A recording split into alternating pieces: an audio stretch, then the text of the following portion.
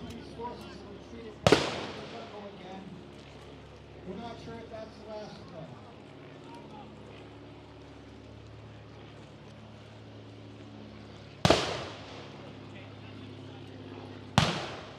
Looks like we've taken on some wounded.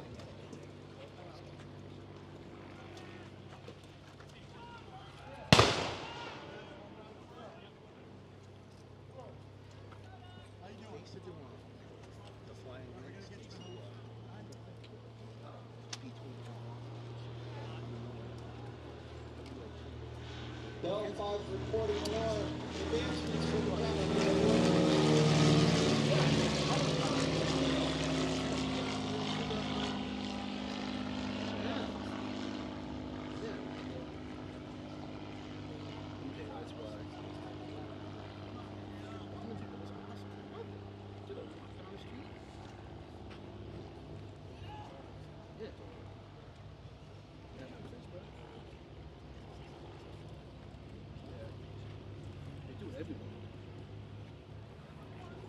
I knew that.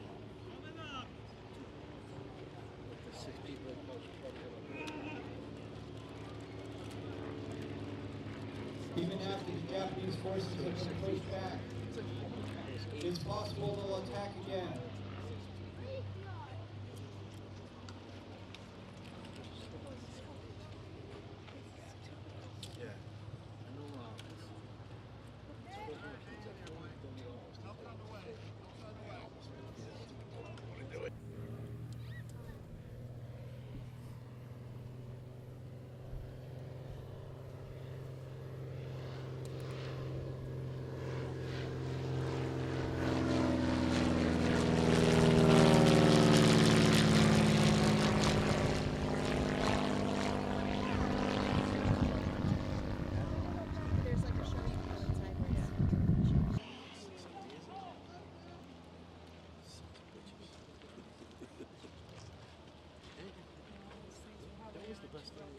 The L5, also known as the OY1,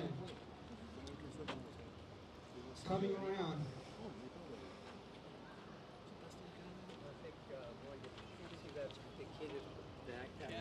Just to write it down.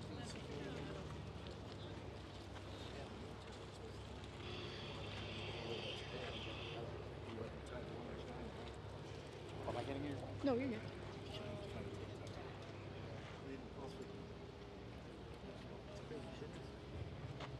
Of course, L5 is very well known for being an excellent short takeoff land aircraft. For you to say that? For you to say that? You told me that.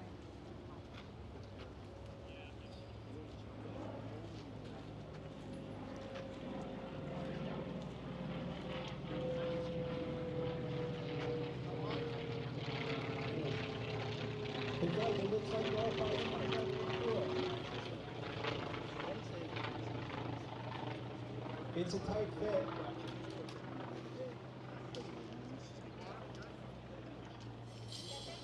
Here it comes.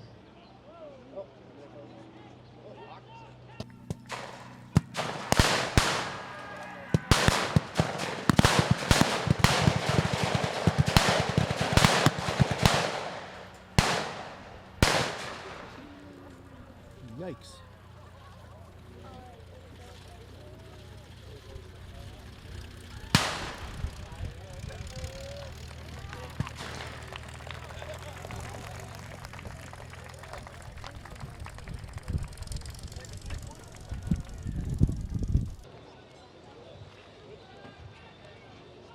We'll clear the field. Clear the field.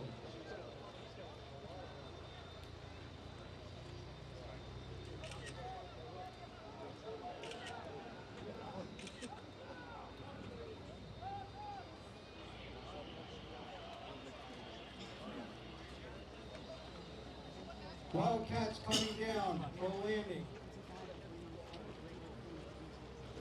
We'll clear the field. Wildcats coming down.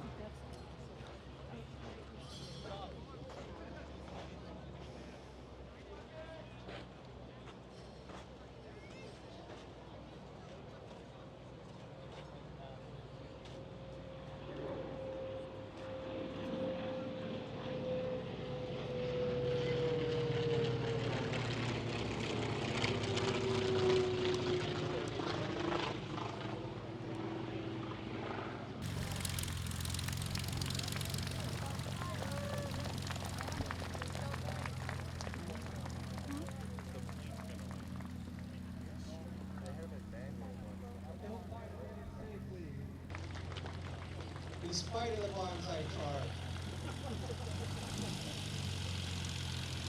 Here comes the Wildcats coming around for a landing.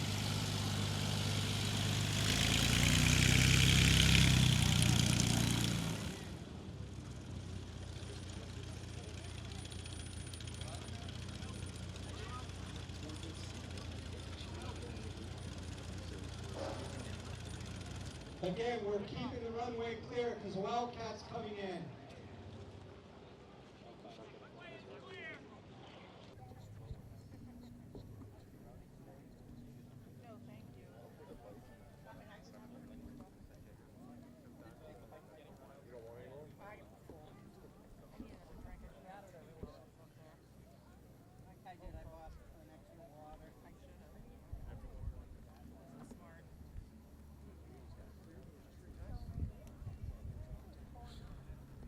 Looks like the Wildcats coming in. It's going to be one pass by.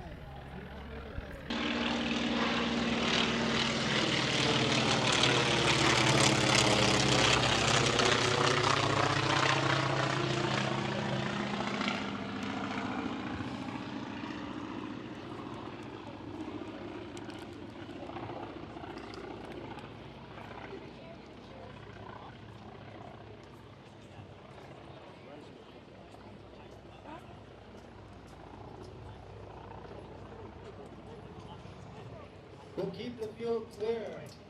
Wildcats coming around.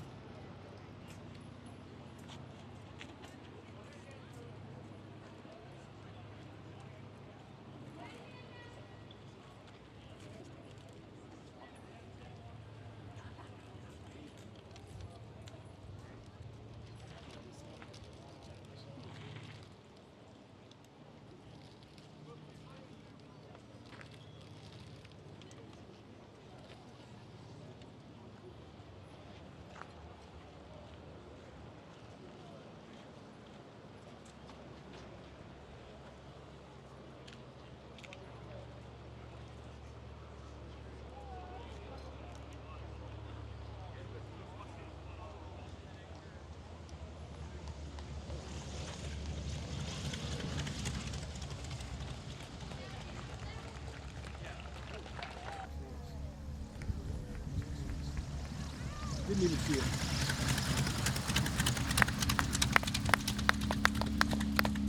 So he did like a J hook between the trees? Yeah. Oh. Yeah.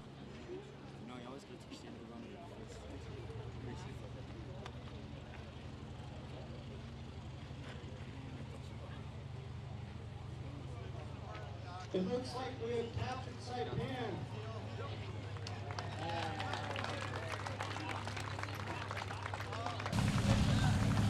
Big round of applause for our re-enactors.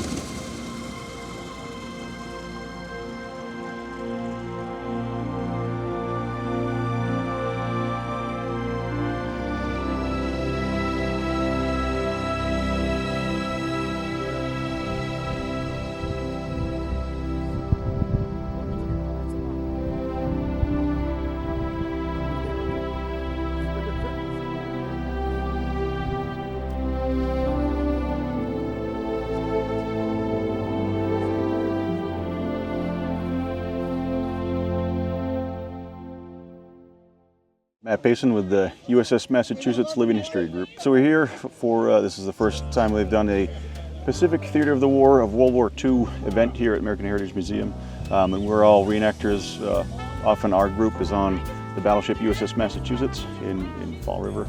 And what we do, we try to portray the sailors and Marines who served on board ships, and also, as many people don't even know, served on land during a lot of these battles and things like that. So that's what we're here with. Our ship is many miles away, but we're representing a lot of those guys, from Seabees to Navy nurses, communications teams, all kinds of different things that the Navy did ashore. It was a massive effort in the Pacific War, and so we try to show little snapshots of it. Our group stays pretty busy. If we're not at the battleship doing living history events, we'll be going to other events, something like this, or other places. Reading, Pennsylvania has a big air show. For the most part, when we do this, we're in the period uniforms, depending on what we're portraying, what unit, or that can change and things like that. But for the most part, if we were going to do a talk somewhere, we'd also be in the period uniforms, just to show, help show and help folks visualize, what it looked like, what these people wore on a normal basis, the types of equipment they used, weapons, things like that. We talk to the public. All of these events are open to the public and for the public. We have other, as we call it, immersion events, where the reenactors can get more of an in-depth experience. So that's part of it. Part of what we do is to educate others, and part of it is this is something that we all have a passion to study and read about and all that, and we get to live it for a day or two. Get a little bit of the experience, but also tell people how to talk about it. Our group started about 15 years ago or so. It was reenacting itself and living history has been going since the American Bicentennial, American Revolution, or even before that, 1960s. So many different groups. Our group started about in the 90s, early 2000s, and it was one of those things, people who had already been doing this for a little while, and they realized we have this amazing resource, this battleship right here in our own backyard, where we could portray the things that you don't see at an event like this. This is all the field stuff. You see the Army, you see the Marines, you see that kind of thing, but we portray the sailors. We had thousands of ships that were in combat, just as an example of how you don't normally see things, or the importance of it. Guadalcanal, there were twice as many men in the Navy, U.S. Navy, who died fighting for and around Guadalcanal as the Marines and Army were on the land, and they, to their credit, get the credits due to them, the men who fought on land. But so it was just an attempt for reenactors who try to portray, reenactors who try to portray these people and tell their story. So there's this huge part of the story was Navy, and what's their story, what they were doing. I mean, the entire Battle of the Pacific, none of it would have happened without the ships and the transports and the fighting ships to fend off the Japanese Navy. So it's a huge part of the story. So when I was a kid, when I was young, my parents loved history. When I was a kid, I just loved history. Grew up in an old house and got involved in living history as a Revolutionary War reenactor. Still do that today. So it's from New England. It's a big part of our history here. So we still represent a lot of that. And from there, once you get into it, you start seeing all the different branches of it, the different eras that are portrayed, and you kind of pick up on that enthusiasm to tell more of the story and more parts of history. Yeah, I mean, this site in particular, this museum, American Heritage Museum, is an amazing site. It's incredible to see the original artifacts of planes that still fly that they bring in, their tanks, everything else. It's a great place. We love coming here, and they're allowing us to do that. And this is one of those things where not everyone's going to come to. If we just stayed on the battleship, not everyone would be there. We try to bring people in there, but when we go out in the community in different areas, it's a great way to draw in more people and tell them the story about those who served, fought, and who died fighting for the United States and for democracy. So. Hello, my name is Walter Edward Hansen, and I am portraying a hospital corpsman from World War II, which was known then as a pharmacist mate. I am portraying my grandfather, pharmacist mate 3rd Class Alan P. Hansen, who was originally from Vermont, and he served in the Pacific during World War II. He paid visits to Iwo Jima and Okinawa aboard the USS Lander, which was an attack transport. He got out in 45, got back in 1950, and served from 1950 to 1967. Fortunately, I was not able to follow in his footsteps to join the Navy, which I would have wanted to, but this is my way of showing history and teaching people. As a corpsman, my job is to protect the lives of Marines when they get injured. I administer first aid and life-saving measures, up to including administering an IV. And on independent duty, I can also perform minor surgeries, because our level of training is equal to a physician's assistant. On TV, you hear about European theater. They don't talk about that much the other theaters of conflict that were.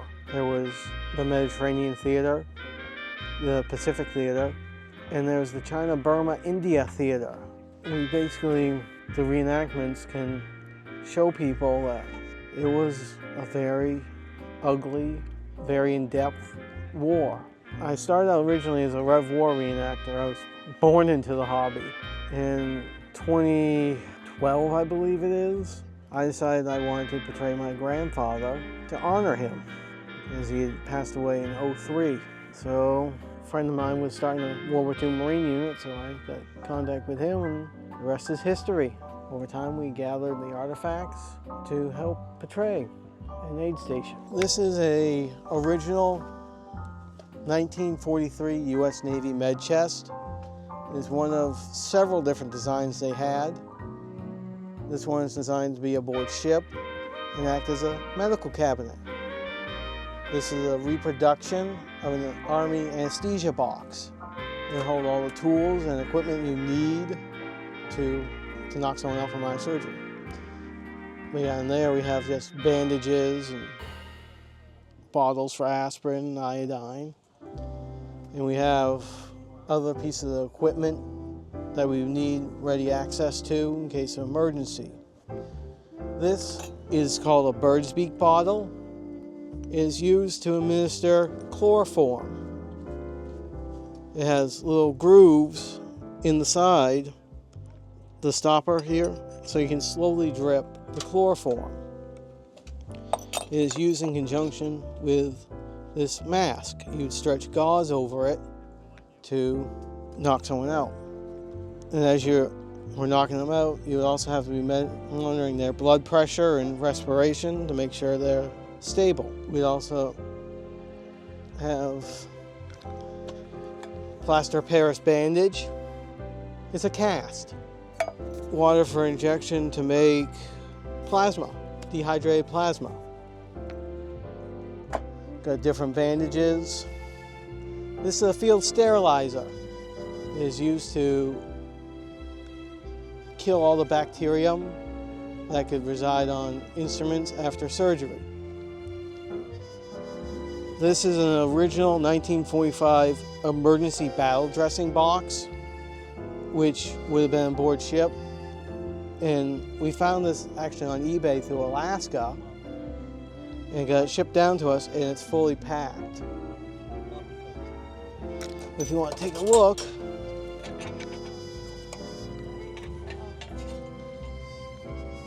yep. And this is a 45 dated Navy med chest. This is our triage area, known then as a battle dressing station, where we sort and prioritize which patient gets treatment first, depending on severity of injury. Over here, we have our field library. This is packed according to the 1947 preliminary Joint Army-Navy Supply Catalog for a field library. And 90% of those books are original from that time.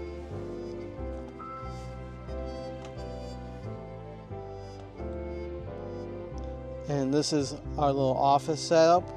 Got a typewriter, radio, desk, and some of our reference books.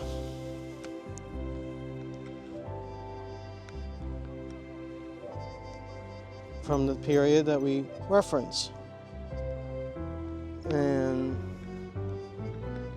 got an irrigator right there. That little enamel pitcher with a spout at the bottom. That's for like irrigating injuries or cleaning someone out.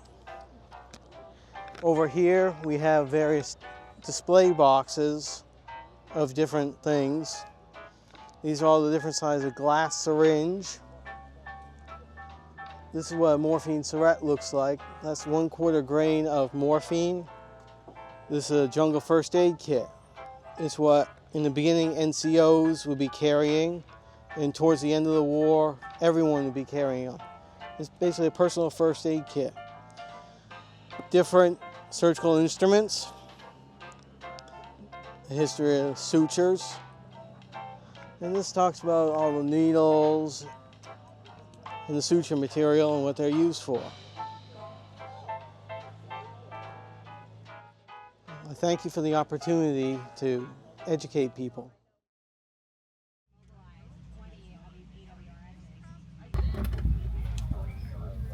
So this is the women embarking for Hawaii in January of 1945. They shipped from California, San Francisco. This is a WR wearing the uniform that I was supposed to have on today. I have part of it. But she's working on, I think it was either a carburetor, but she's doing welding, which is not something people affiliate with women. This is at Mount Holyoke. This building is still there. These are the men who helped build the training program. These are female officers.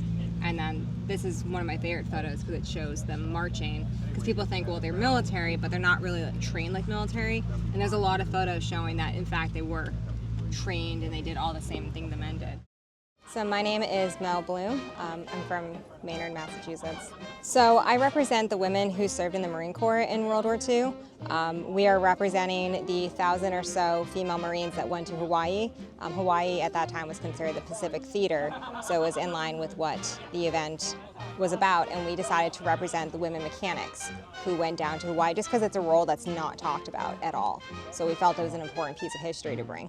Well, so I'm a veteran myself, and when I was in the Air Force, I noticed that there was a major lack of representation of women's history. We had all these heritage modules and all these training modules, and they barely mentioned women's history. So when I started looking into it, I just kind of discovered this entire chapter of history that's just never been discussed and never been talked about. So I started a group called 350 Girls about 2.5 years ago now, with the intention of representing women in the military.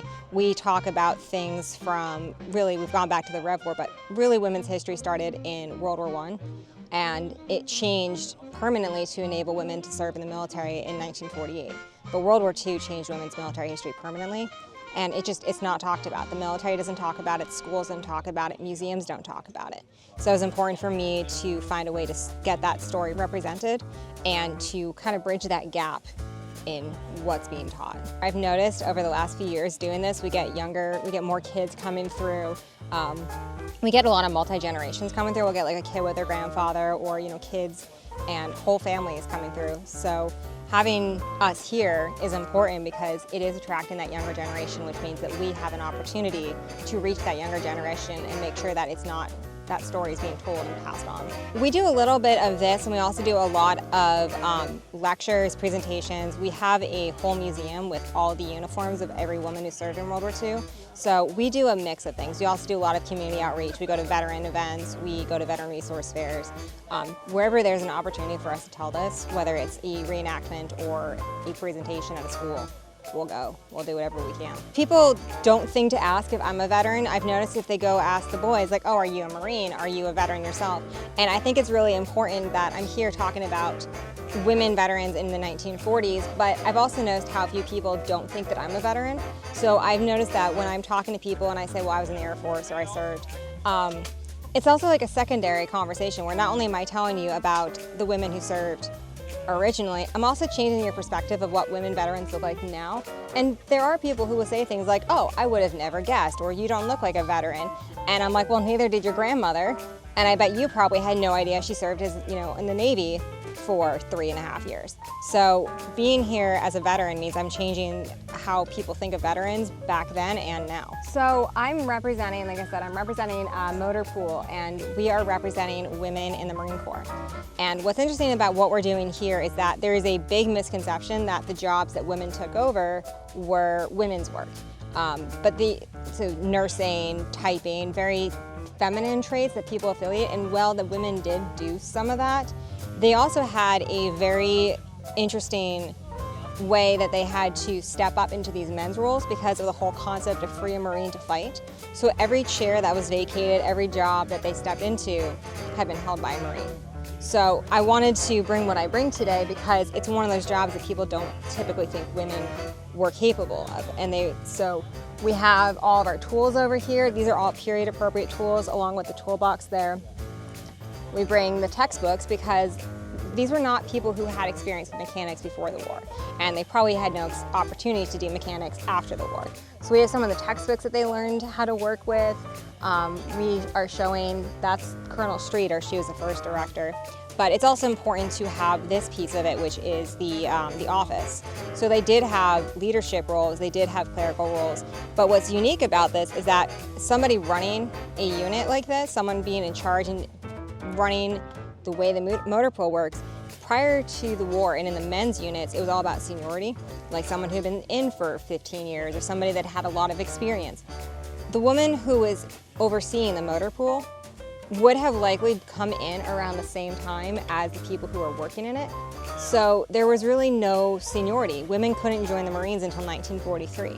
So the only difference between the women who are working as officers and the women who are working in the motor pool was maybe one of them had a college education that was more conducive to officer experience or had been a little bit older. So I wanted to bring both pieces of that history and show these are women from all walks of life, all started in 1943-44, and they were completely from top down. They were all responsible for something without any kind of oversight. So it was a completely women-run and women-led operation. It's something that I'm very proud of. You've probably noticed there's not a whole lot of women in uniform today. And one of my favorite things is when people come over, they have really no idea what I am or what I'm doing here because they come here thinking it's a Pacific Theater. They expect combat, they expect planes. So to see a woman over here with tools in hand talking about women's service, it changes their entire perspective of World War II, and I'm very proud that I can do that and very happy that I can change that.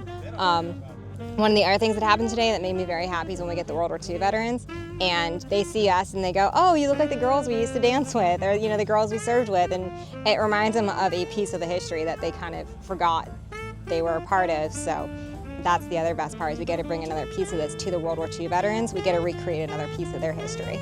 So that's important and special. Well, we do 1 or 2 public events a month throughout the year. We don't really have a slow season. We're busiest through Women's History Month and Veterans Day, but check out our website, 350girls.com. We're on Facebook. You can see us at a couple other events throughout the summer, and we'll be representing the Navy, the Coast Guard, the Army, and the Marines throughout the year. So be sure to come and check us out and learn more about that.